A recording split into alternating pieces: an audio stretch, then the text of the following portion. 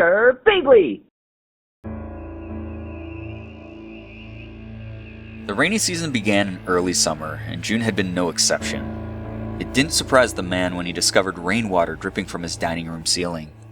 Shrugging it off, he placed a tall pot beneath the leak and expected it to stop on its own. However, it continued to rain, and before he knew it, the pot would threaten to overflow. He had to dump the water out first thing in the morning and straight after he returned home from work.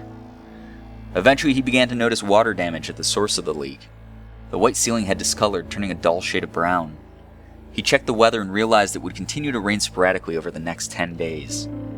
The man was worried about the ceiling mildewing and becoming an expensive repair, so he called a local handyman. Unfortunately, the man could not sign to have the repairs done. Only his landlord could. It was a frustrating policy. The man called his landlord but could not reach him. He left him a few voicemails detailing how the damage was becoming progressively worse.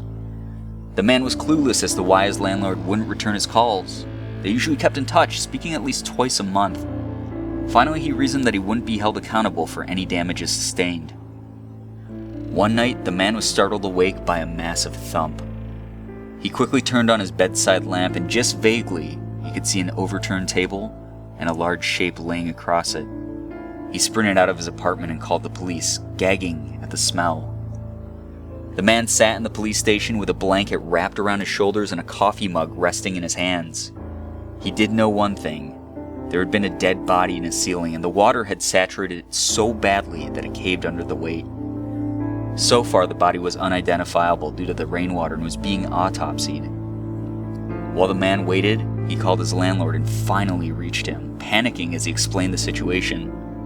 His landlord was just as alarmed, and the man pleaded for him to come to the station while he made his statement.